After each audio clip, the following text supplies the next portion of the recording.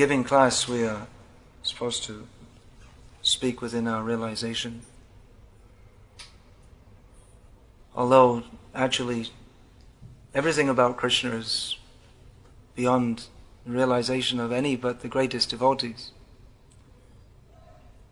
So, when we're to speak about Srimati Rādhārāṇī, how are we to speak within our realization when she's beyond the realization of Krishna himself? Krishna, he's thinking that I'm supposed to be God, but Rādhārāṇī is more powerful than me. I'm supposed to be the supreme enjoyer, but she's enjoying more than me. Therefore, Krishna comes as Chaitanya Mahaprabhu, Radha and Krishna combined. Means Krishna is trying to find out what is it about himself, what are the qualities of himself that so enchant Srimati Rādhārāṇī, and what is the bliss that she feels. When Radha and Krishna combine as Chaitanya Mahaprabhu, Radha Bhava Dyuti Suvalitam Nomi Krishna Swarupa, that is Krishna, Chaitanya Mahaprabhu is exactly looking like Krishna, all the bodily features.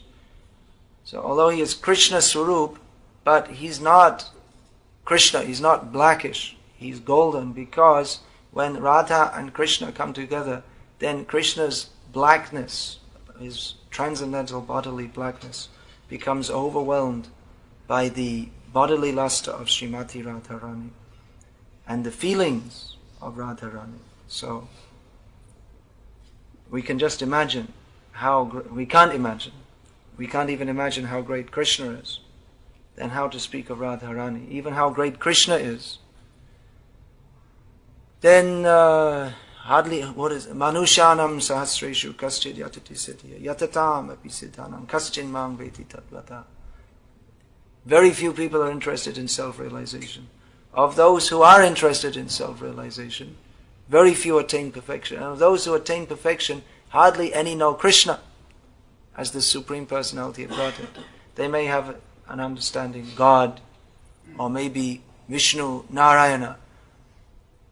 But to understand Krishna's to Bhagavan Swayam, Krishna is the original form of the personality of Godhead. That is very rare.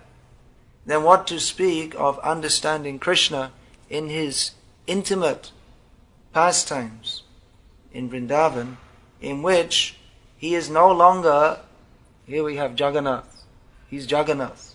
But in Vrindavan, sometimes he's also called Vrindavanath. But that name is not as well known as the name Vrindavaneshwari. Krishna is supposed to be the Lord of Vrindavan, but actually the name Vrindavaneshwari is a much better known name. Because in Vrindavan, as we said, we're not supposed to speak beyond our realization, but Prabhupada has explained that in Vrindavan, Rādhārāṇī, she is known as the Supreme Controller, because she controls Krishna, who is known as Madan Mohan. Madan means who enchants the whole world with his flower arrows of inciting materialistic, lusty desires.